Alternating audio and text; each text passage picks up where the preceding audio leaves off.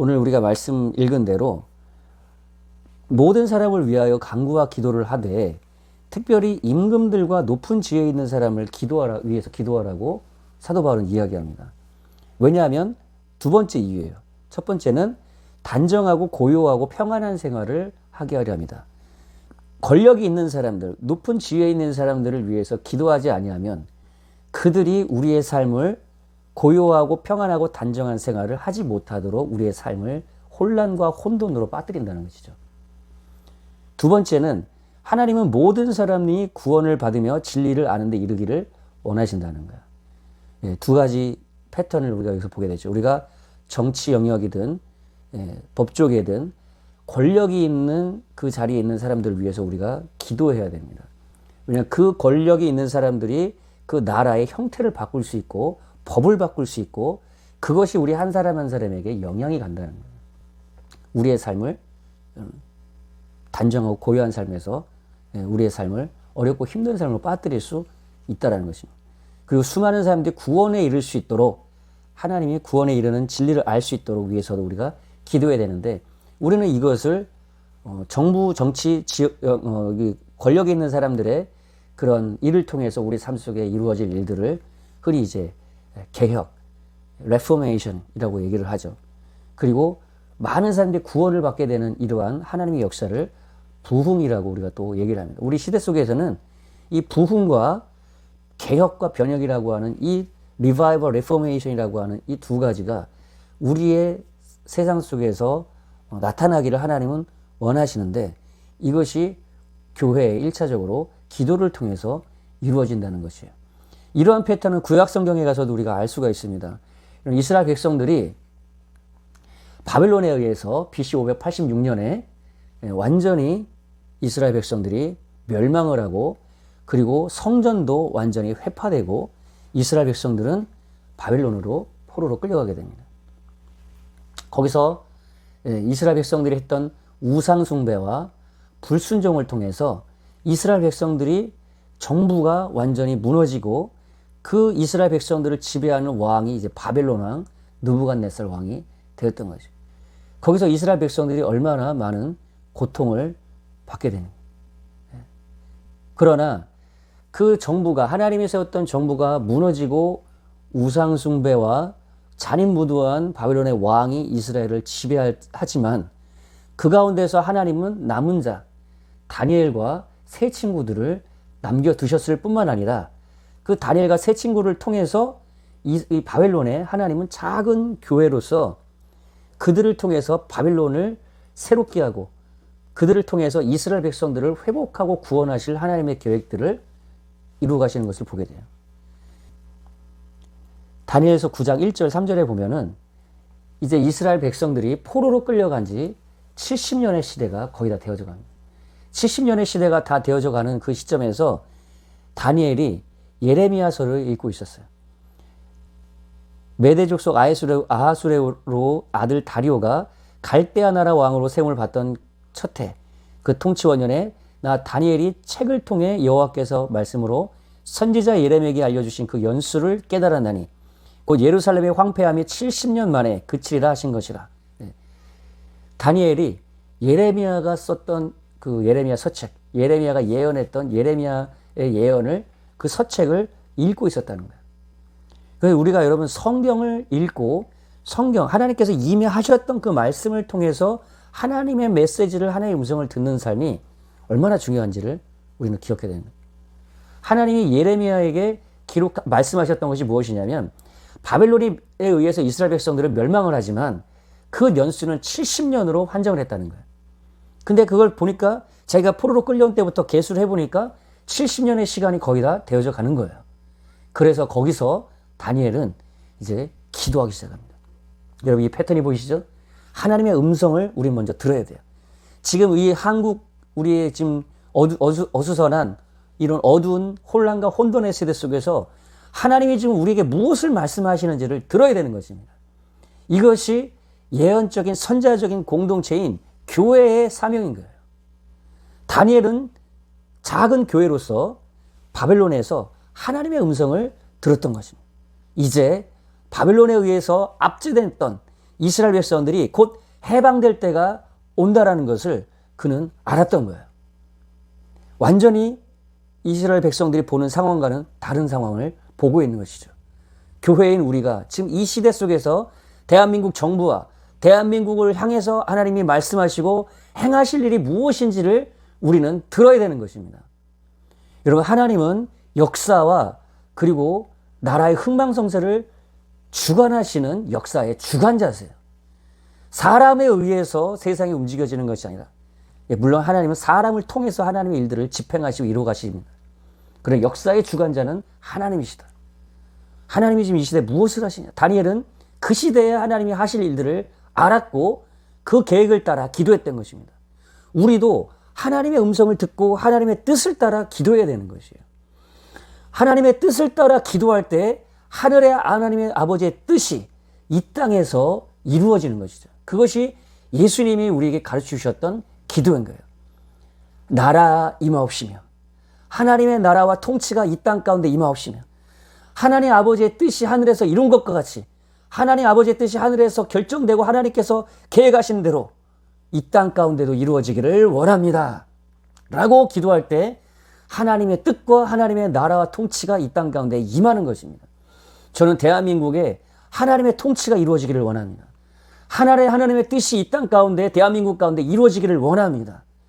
그것이 우리의 사명이에요. 기도해야 되는 거예요. 자, 그렇게 다니엘이 기도했을 때 어떤 일이 벌어집니까?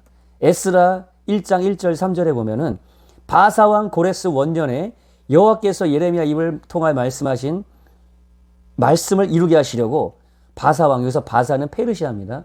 페르시아 왕 고레스의 마음을 감동하심에 그가 온 나라에 공포도 하고 조서도 내려 이르되, 바사왕 고레스는 말하노니 하늘의 하나님 여호와께서 세상 모든 나라를 내게 주셨고 나에게 명령하사 유다 예루살렘을 성전을 건축하라 하셨나니. 고레스는 페르시아의 이방 왕이에요. 근데 다니엘이 기도를 통해서 하나님의 응답이 누구에게 이루어지느냐?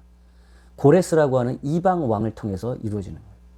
여러분, 우리가 기도할 때 꼭 하나님의 사람을 일으켜서 하나님의 일이 이루어지는 그런 경우도 있습니다.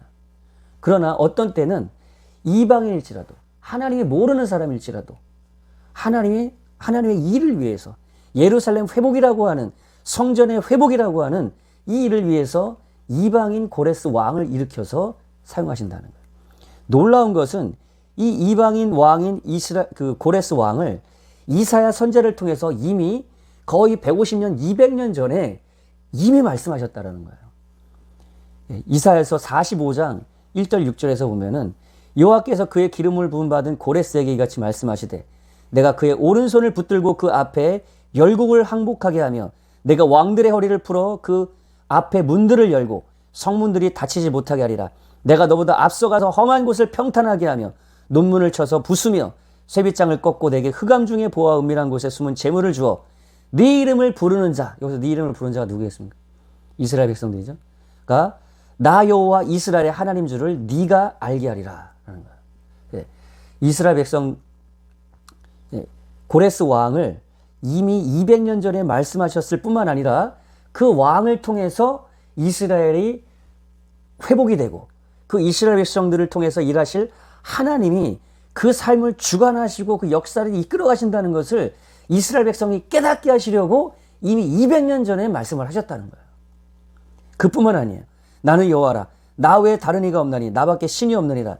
너는 나를 알지 못하였을지라도, 고레스 너는 나를 모를지라도 나는 네 띠를 동일 것이요 해 뜨는 곳에서 해 지는 곳까지 나밖에 다른 이가 없는 줄을 알게 하리라.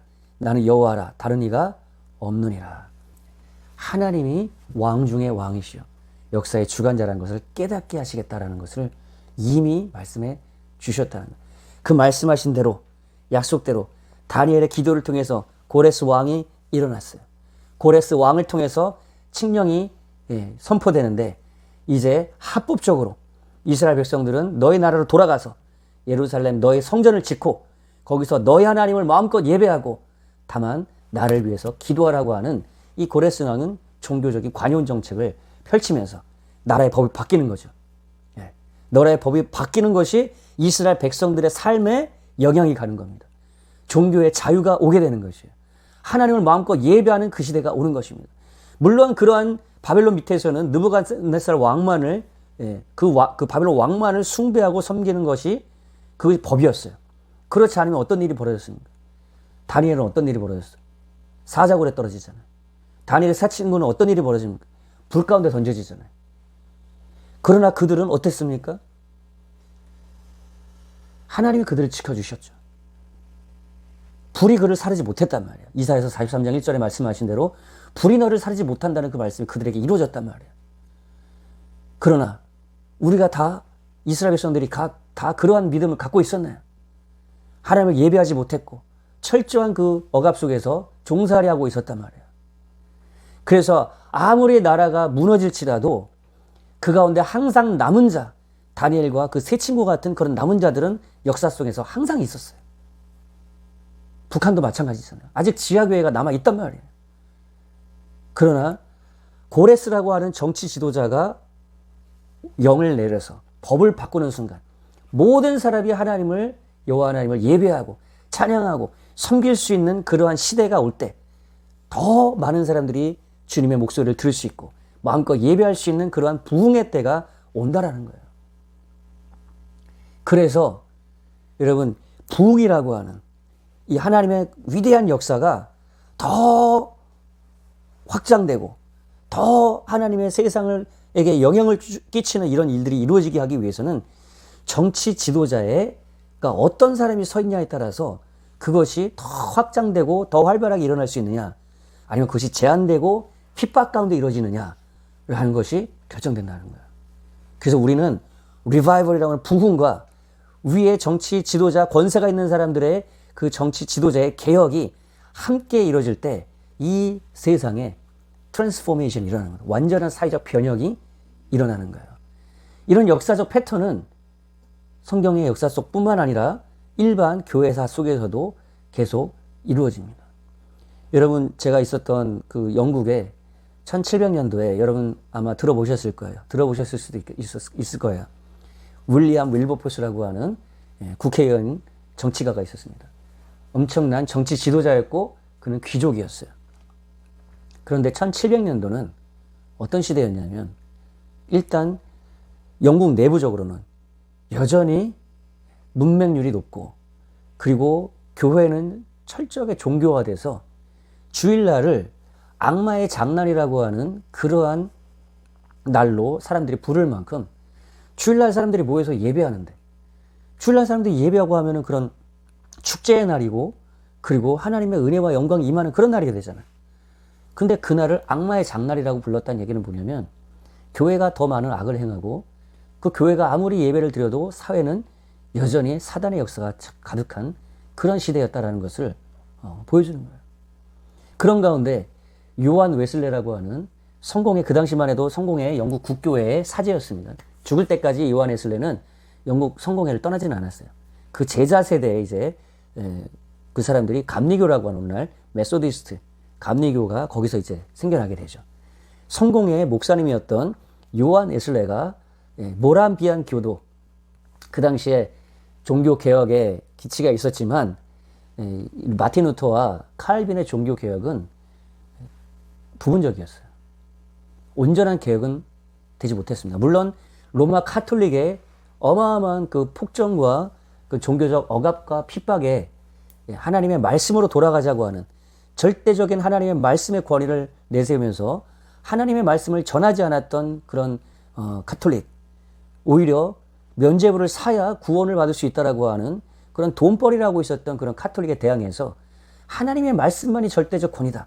교황이 아니라 오직 말씀, 오직 은혜, 오직 믿음이라고 하는 이 기치를 들고 프로테스탄 저항해서 종교의 개혁의 시대가 이러는 것은 어마어마한 그분들의 공적이고 그 하나님의 역사였어요.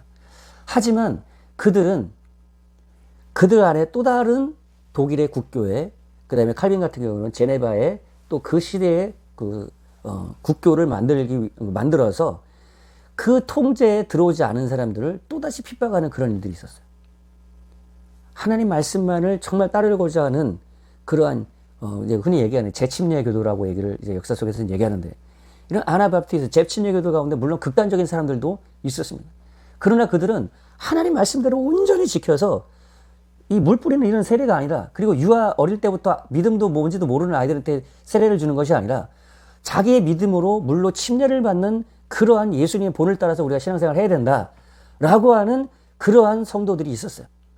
그 사람들이 핍박을 피해서 나갔던, 그래서 헤르누트라는 곳에서 정착하며 살았던 그 사람들을 흔히 역사 속에서는 모라비안 교도라고 부르는데, 이 모라비안 교도의 영향을 받아서 요한 웨슬레가 성령의 불을 받습니다. 그들의 교제 속에서 하나님의 그런 은혜를, 감동을 체험하고, 올더스 게이트라는 영국의 지금 현재 바클레이 은행이 거기 있는데, 그 자리에 많은 분들이 이제 와서 성지순례처럼 하시곤 하죠. 저도 거기 가봤는데, 거기에서 하나님이 감동을 주시면서 성령님이 그에게 임하면서, 그때부터 성령의 뜨거운 역사에 불에 사로잡힌 웨슬레가 말을 타고 다니면서 복음을 전하기 시작하는데, 수많은 사람들이 그 복음에 반응해서 나오기 시작해요. 그들을 영국 사람들은 메소디스트라 불렀고, 그 사람들은 대부분 사회 저변의 사람들이 많았기 때문에 사람들은, 귀족층이나 이런 사람들은 그들을 좀 이렇게 하대하는 그런 문화가 있었어요. 그러한 어마어마한 부흥이 휩쓰고 있을 때 윌버포스라고 하는 귀족이고 영향력 있는 정치가였던 이 윌버포스가 복음의 그 은혜를 체험을 하고, 그리고 목회자로 갈 것인지 정치가로 갈 것인지를 막 고민할 만큼 그러한 이 하나님의 은혜를 경험한 정치가가 거기서 하나 나타나는데, 그에게 무엇을 말씀하시느냐? 노예제도 폐지는 전능하신 하나님이 내 앞에 두신 커다란 목표이다. 1787년 10월 28일 윌버포스의 일기장에 이렇게 써놨대요. 하나님이 노예제도를 폐지하고자 하는 그 하나님의 계획을 이 유망한 젊은 정치가인 윌버포스에게 말씀하시고 보여주셨던 거예요. 사회 저변에서 부흥의 불길이 펼쳐지고 있을 때 사회 개혁을 또한 위해서 정치가 윌버포스를, 권력이 있는 이 한 유명한 젊은이를 일으키셨던 거죠. 그 시대에 얼마나 영국이 어두운 가운데 있었냐면, 이게 노예무역을 할 때 사용됐던 배예요. 배에 노예들을 꽉 채우는데 600명을 이렇게 꽉 채워서 태우고 가면 정작 그 배가 도착했을 때는 200명밖에 남지 않았다는 거예요. 이렇게 물건 쌓듯이 사람들을 아프리카에서 노예로 데려와서 이렇게 쌓아가지고 운송해 가서, 그 결과로 얻게 됐던 것이 무엇이냐면 설탕과 담배였다는 거예요. 영국 사람들이, 물론 영국 사람들만 했던 건 아니에요. 유럽의 많은 나라들, 프랑스도 했고 유럽의 많은 나라들이 노예무역을 통해서 어마어마한 경제적 유익을 얻었습니다. 제국의 시작이 이 노예무역을 통해서 시작됐다는 거예요. 그 경제 유익을 통해서. 그들이 먹고 있는 달콤한 이 설탕 속에 노예, 아프리카, 하나님 형상과 모양대로 창조된 사람들의 피를 통해서 이 설탕이 만들어졌다는 거예요. 그 시대에 수많은 사람들이 그것을 알지도 못했고, 아는 정치가들은 물론 있었지만 그들은 그 양심을 저버리고 이러한 물질의 황금만능주의 시대를 그냥 누리고 살았다는 거예요. 거기에 윌버포스가 이런 얘기를 국회에서 했어요. 황금의 눈이 멀어 노예제도를 고집하면 영국은 살아남지 못할 것이다. 정치 영역에 정치가가 하나님의 음성을, 하나님의 목소리를 선포하는 선지자적인 목소리를 냈다라는 거예요. 여러분, 이것이 정치가의 사역입니다. 정치가는 하나님의 말씀을 정치 영역에서 말하지 못하는, 자기의 목소리를 내지 못하는 그러한 사회 저변의 사람들을 위해서 목소리를 내주는 것이 정치가의 사명인 것이에요. 오늘날에 어떤 일들이 우리에게 필요하겠습니까? 낙태. 뱃속에 있는 아이들은 목소리를 못 내잖아요. 그냥 그 법에 의해서 죽여지잖아요. 낙태 반대 운동을 위해서 우리는 목소리를 내야 되는 거예요. 교회뿐만 아니라 정치가가 목소리를 내야 되는 것이죠. 그렇게 윌리엄 윌버포스가 여러분 어메이징 그레이스라고 하는 영화가 2006년도인가 나왔었는데, 여러분 한번 보세요. 그런 시대적 역사를 이해하고 그냥 재미로 보는 것이 아니라 여러분 한번 보시기 바랍니다. 그 시대에 윌버포스와 그 시대 사람들이 얼마나 이 노예제도를 폐지하기 위해서 싸웠는지. 여러분, 이 윌버포스가 이런 일을 할 때 혼자서 이 일을 해낸 것은 아니었어요. 하나님의 사명을 품은 이 한 정치가가 이 사람에게 또 목회자의 영향을 또 목회자로부터 하나님의 그런 은혜의 영향을 받게 되는데 그 중에 하나가 존 뉴턴입니다. 여러분 잘 알고 있는 나 같은 죄인 살리신 Amazing Grace, How Sweet the Sound. 이 Amazing Grace를 만든 이 작시자가 노예무역을 했던 노예무역 상인이었어요. 이 노예무역 상인인 존 뉴턴이 자기 양심에 찔려서 회개하고 나서 그 회심의 고백으로 쓴 것이 Amazing Grace, 나 같은 죄인 살리신이었어요. 이분이 윌버포스에게 영향을 끼칩니다. 정치가의 그런 일들을 그만두고 목회자의 일로 돌아가야 될까라는 그런 고민을 할 때 뉴턴이 그에게 영향을 끼칩니다. 요한 웨슬리도 존 뉴턴의 윌리엄 윌버포스에게 얘기합니다. 당신에게 주신 시대적 사명을 이루시기를 기도한다라고 하는 그런 노예제도 폐지 운동에 요한 웨슬리가 윌버포스에게 힘을 실어주는 격려하는 그런 편지의 내용이 역사 속에서 남겨져 있어요. 그렇게 목회자의 그런 기도와 그 다음에 격려 안에서 이 윌버포스가 클라팜 공동체라고 하는 그런 협력자들을 만나게 되는데 여러분 이런 패턴을 잘 보십시오. 다니엘에게도 세 친구가 있었죠. 여러분 우리가 어떤 일을 해나갈 때 혼자서 해나갈 수가 없어요. 하나님의 비전과 그 사명을 받은 사람이 함께 그 일을 이루고자 하는 공동체를 만날 때 하나님의 역사가 일어나는 거예요. 런던에 가보면 영국에 가보시게 되면은 영국 2존에 영국 1존이 이제 가장 중심에 오늘 명동 같은 데가 1존이고요. 그리고 그 뒤에 용산 노량진쯤 되는 그 지역을 이제 2존이라고 이렇게 얘기를 하는데 그 지역 오늘 아마 노량진 용산쯤 되지 않을까 싶어요. 거기에 이제 클라팜이라고 하는 동네가 있어요. 거기에서 한 비즈니스 부호가 집이 있었는데 집이 굉장히 컸던가 봐요.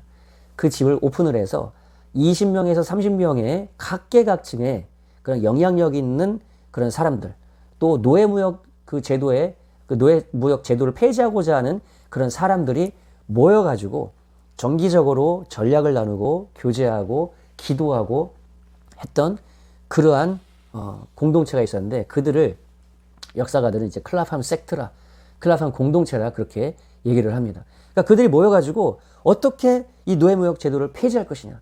왜냐하면 그 시대는 어떤 이슈가 있었냐면 이 노예무역 제도를 폐지하게 되면 다른 프랑스나 이 다른 유럽의 열강들은 그걸 통해서 어마어마한 경제 수익을 얻고 그거 가지고 군비로 사용해서 무기를 만들고 그리고 거기서 전쟁에서 우리 영국이 지면 어떻게 하냐라고 하는 위협이 있었단 말이에요. 그리고 프랑스와 영국이 실제로 노예무역 이 제도를 폐지하는 그런 가운데 전쟁이 일어나는 그 당시에 나폴레옹 전쟁이 일어나잖아요. 그런 시대가 있었단 말이에요. 그래서 그들은 반역자로 몰리기도 했어요. 노예무역 제도를 폐지하게 돼요. 이런 시대 가운데 어떻게 우리가 이것을 폐지할 것이냐. 40년 동안 그렇게 모이고 기도하고 싸우고 했던 클라팜 공동체, 영국 전체 노예무역 제도가 완전히 폐지되는 그러한 역사를 이뤄내게 돼요. 그걸 통해서 어떤 일이 대영제국이 시대의 양심이 되는 거예요. 그래서 하나님이 대영제국을 통해서 수많은 선교사들을 보내고 물론 선교사들 중에서 여전히 제국주의적으로 협력한 사람들도 있었습니다. 그러나 그보다 더 많은 수많은 선교사들이 전 세계 복음을 전하는 그리고 해가 지지 않는 나라라고 하는 대영제국의 위상으로 올라갈 수 있었던 것이죠. 이러한 개혁이 요한 웨슬리의 부흥과 윌버포스의 그 개혁을 통해서 있었다는 거예요. 여러분 우리나라는 어떤 역사가 있었습니까? 우리나라도 마찬가지죠. 전 세계가 공산화되고 있었던 그 시대에 이 지도를 한번 보세요. 1950년대 지도입니다. 전 세계가 이렇게 공산화됐어요. 그러나 저 끄트머리, 한반도의 가장 끄트머리 한 귀퉁이에 있는 우리 대한민국, 남쪽만, 반쪽만이었지만 이 대한민국을 지켜낸 것이 누구시냐? 이승만 대통령이다. 우리나라 1907년도, 6년도에 원산부흥, 7년도에 평양 대부흥, 그리고 그때 시대에 왔었던 수많은 선교사들이 복음을 전하고 교회를 세우고 그리고 학교를 세워서 복음을 전하고 다음 세대를 지도자를 키워내는 일들을 했단 말이에요. 그때 한성 감옥에서 아펠렌젤러의 복음을 듣고 한성 감옥에서 정말 그 사형수의 그 신분에서 절박한 그 가운데에서 아펜젤러 그 목사님을 통해서, 선교사님을 통해서 들었던 그 복음이 생각이 나서 거기서 주여 나를 구원하시고 우리 민족을 구원하여 주시옵소서. Save me, save my country 라고 하는 그러한 기도를 통해서 하나님의 영이 이승만에게 한성감옥 그 사형수에게 임하게 돼요. 거기서 이승만은 이 세상을 변화시키는 것은 내가 이렇게 사형수지만 변화되는 하나님의 은혜와 평강이 임하는 이 은혜가 나에게 임하는 것을 보니까 세상을 변화시키고 사람을 변화시키는 것은 하나님이지 세상의 어떤 제도로 그것이 되는 것이 아니구나. 하나님의 복음만이 하나님만이 그 은혜만이 이 민족의 소망이구나라는 것을 그가 깨닫게 돼요. 그래서 거기서 그가 가지고 있었던 약간은 급진적인 그런 입헌 군주제로 바꾸자 하겠던 왕정을 입헌 군주제로 확 바꾸려고 했던 그런 급진적인 정치 지도자가 이제 독립정신 여러분 책 보시면 알겠지만 복음으로 기독교의 기초 위에 자유민주주의라고 하는 나라가 설 때 우리가 영국과 미국과 같은 그런 세계의 강대국이 될 수 있다라고 하는 그런 일을 거기서 책을 통해서 선포하고 있었단 말이에요. 하나님 주신 비전이었죠. 교회의 부흥이 계속해서 일어나고 있었어요. 원산부흥, 평양대부흥, 복음이 계속해서 전해지고 있었어요. 그러나 하나님은 거기서 끝이는 것이 아니라 앞으로 정치가로 쓰실 이승만에게 하나님이 영이 임해서 윌버포스에게 그런 감동을 주셨듯이 기독교 입국론이라고 하는 기독교 복음의 기초 위에 선 자유민주주의 국가라고 하는 하나님의 비전을 그에게 줘서 그를 5년 동안 조지 워싱턴 그리고 하버드, 프린스턴이라고 하는 곳에서 공부할 수 있도록 선교사님들이 다 추천서를 써줘서 공부할 수 있게 하고 돌아와서 이승만을 대통령으로 세워서 위로부터 오는 그런 개혁을 자유민주주의 체제들을 하나씩 건국할 때 수많은 사람들이 우리나라 초창기 때 남한에서 설문조사를 하면 7, 80%가 공산주의를 원한다고 그렇게 대답을 했다는 거예요. 그러니까 그 시대의 사람들은 사실 공산주의가 뭔지 사회주의가 뭔지 아는 사람들이 많지 않았어요. 그냥 이승만 같은 지도자가 없었으면 우리나라는 그냥 공산주의로 남북한이 연합정부 만들어서 그냥 공산주의 나라로 결국에는 흡수되는 그런 길을 걸었을 것이에요. 그것이 동구권에서 다 일어났던 일이거든요. 좌우 남북 좌우 합작 연합정부가 이루어지면 그러면 공산 정권의 그 정부가 점점점 자유주의 민주주의 그 정부에 요직에 있는 사람들 하나씩 암살하고 죽여가다가 지도새도 모르게 없어지다가 결국에는 합작 정부가 이루어지는데 그것을 공산정부가 장악하고 결국엔 공산주의가 됐단 말이에요. 폴란드, 헝가리 다 그렇게 됐던 거예요. 루마니아. 북한도 어땠어요? 처음에는 교회 지도자를 인정해 주는 것 같았죠. 그러나 조만식 같은 그런 교회 지도자, 장로님이면서 정치 지도했던 그분 지도새도 모르게 없어져서 어떻게 됐는지도 몰라. 뒤에서 암살했겠죠.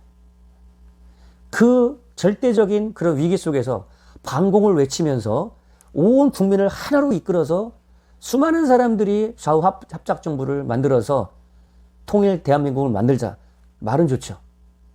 그러나 결국에 그 길이 어떻게 가겠어요? 동유럽의 사례를 보니까 다 공산주의 정부로 완전히 장악되고 공산주의 나라가 됐던 것처럼 우리나라도 그렇게 될 수 있었는데 이승만 때문에 우리나라가 반쪽이지만 남쪽만이지만 자유 대한민국으로 건국이 되었고 그리고 기독교 중심으로 종교의 자유가 있는 나라로 자유민주주의 국가로 이승만 대통령을 중심으로 해서 나라의 체제가 세워지고 경제가 자유화되고 그리고 한미상호 방위조약이라고 하는 국가 안보를 세우고 이러한 사회적 계획을 통해서 우리나라가 어떻게 됐습니까? 지금 많은 교회들이 일어나면서 어마어마한 부흥이 계속됐고 그리고 1970년대, 74년도에 빌리그램 목사님 오셔가지고 100만 명의 그 전도 집회를 통해서 어마한 사람들이 복음을 듣고 그 이후로 한국교회는 폭발적인 부흥을 기록했다. 그리고 위로부터 있었던 이승만 대통령의 정치개혁 그리고 나라가 이승만 대통령이 하야하고 나서 나라가 어수선할 때 박정희 대통령이라고 하는 그런 또 예수님은 모르는 분이셨지만 그러한 사람을 하나님이 세워주셔서 그를 통해 경제적인 부강한 그런 나라로 이끌어 주셨단 말이에요. 여러분 이런 패턴을 여러분 보실 때 오늘날 지금 우리는 무엇을 위해서 어떻게 기도해야겠습니까? 교회가 지금 다시 한번 부흥의 불길이 일어나야 될 때, 다시 한번 기도의 운동이 일어나야 될 때, 다시 한번 정신을 우리가 차리고 깨어나야 될 때는, 그리고 위로부터 개혁을 이룰 수 있는 그러한 정치 지도자가 세워져야 돼요. 한국에 들어와서 박근혜 대통령 탄핵이 되는 걸 봤어요. 그리고 나서 저는 정치에 대해서 아무런 관심도 없었고 사실 선교에 대해서만 관심을 가지고 살아왔었는데, 우리나라에 일어나고 있는 일들을 하나씩 하나씩 어떻게 보면 추적해가고 공부해가기 시작했어요. 그때까지 저는 이승만 대통령이 사실 기독교인인지도 몰랐어요. 부끄러운 얘기지만 40대가 돼서 그가 크리스찬이라는 걸 알았고, 그의 행적을 통해서 하나님이 어떻게 이 대한민국을 세웠고 어떻게 우리나라가 여기까지 오게 됐는지를 알게 되고, 저는 정말 충격을 받았어요. 너무나 큰 충격을 받아서 그 충격으로 저는 거기서 이제 공부하고 있을 때였는데, 석사학위 논문을 이승만 대통령의 그 정치 신학을 가지고 논문을 썼어요. 한국의 모든 역사들과 그의 생애를 다 추적하기 시작했어요. 내가 알고 있었던 대한민국이 그것이 아니었구나. 그리고 나서 오늘날 보니까 오늘날의 민주화 세력이라고 하는, 흔히 그들은 민주화 세력이 아니라 반국가 세력이라는 것을 저는 알게 됐어요. 그리고 그 반국가적인 그 세력들이 국회를 지금 장악해서 대통령을 탄핵하고 정부 요직을 지금 거의 10명이나 가까운 사람들을 탄핵시키고 28번의 탄핵 그런 발의를 하는, 나라를 완전히 전복하는 그런 일들을 하고 있는 것이구나라는 것을 뒤늦게 깨닫게 했어요. 여러분, 하나님이 윤석열 대통령을 고레스와 같은 지도자로 세워주시고 쓰시기를 위해서 기도하시기 바랍니다. 이스라엘 백성들이 기도할 때 하나님은 이방인이지만 고레스를 세워서 그들을 자유케 하는 일들을 하셨어요. 그리고 여러분, 미국에서도요, PC주의를 통해서 미국이 완전히 작용화되고 그 기독교인들이 말도 제대로 못하게 하는 그러한 사회로 변화되고 있을 때, 기독교인들의 교회의 기도를 통해서 하나님은 트럼프를 세우셔서 트럼프를 통해서 지금 미국을 개혁하는 일들을 4년 전에 하셨었고, 이제 그가 들어오면 다시 그 일을 행할 겁니다. 여러분, 트럼프는 지금 이제 하나님이 그 마음을 만지시고 움직인다고 하지만 완전히 크리스찬이라고 저는 보지는 않아요. 그리고 그가 하고 있는 일이 모두 다 옳다고 보지는 않습니다. 그러나 그가 하고 있는 대부분의 일들이 하나님이 하실 개혁의 일들에 맞기 때문에, 예를 들어서 낙태법 폐지시키는 것, 예를 들어서 트랜스젠더법, 이런 법들 폐지시키는 것, 이런 것들 하나님이 그를 통해서 행하시는 것이죠. 북한을 자유화하는 그러한 정치 지도자들, 그 일을 누굴 통해서 하실 것이냐. 여러분, 북한을 자유화하는 것 하나님의 뜻입니다. 윤석열 대통령이 북한을 자유화하겠다라고 하는 것을 공표했어요. 하나님이 그와 같은 일을 지지하시고 하나님이 일하실 때 그를 통해서 그 일을 하지 못하도록 지금 이 탄핵 난동이 그런 가운데 일어나는 것일지도 모르는 것을 우리는 이 시대를 좀 그렇게 좀 봐야 되는 거예요. 윤석열 대통령을 통해서 하나님이 그러한 시대적 섭리와 사역을 이루어갈 수 있도록, 밑으로부터는 교회의 부흥과 정치 모든 영역에서는 그러한 윌버포스 시대의 개혁, 고레스 시대의 개혁, 그리고 트럼프를 통해 이루어지는 개혁, 오늘날 윤석열 대통령을 통해서 이루어질 개혁, 이것들을 우리가 기대하고 기도해야 될 것이 바로 교회의 사명이라는 거예요. 여러분, 이 성경과 역사의 패턴을 보면서 우리 함께 기도했으면 좋겠습니다. 우리 함께 기도해야 될 것은 정치 지도자, 고레스 같은 정치 지도자를 세워주십시오. 그리고 윌버포스, 이승만과 같은 그러한 정치 지도자들을 세워주십시오. 우리 한국의 교회가 다시 한번 깨어서 부흥하게 하여 주시옵소서. 이런 정치 지도자들과 정치 지도자를 통해서 이루어지는 그런 개혁과 교회를 통해서 이루어지는 부흥이 하나 돼서 정말 이 시대의 트랜스포메이션이 완전히 변혁되어지는 그런 리셋되는 그런 대한민국이 되게 하여 주시고, 그리고 이 개혁과 부흥의 물결이 북한으로 그리고 대륙으로 열방으로 나아가는 그런 놀라운 역사의 중심에 우리 대한민국 교회가 있게 하시고 우리들이 있게 하여 주시옵소서. 통성으로 기도하겠습니다.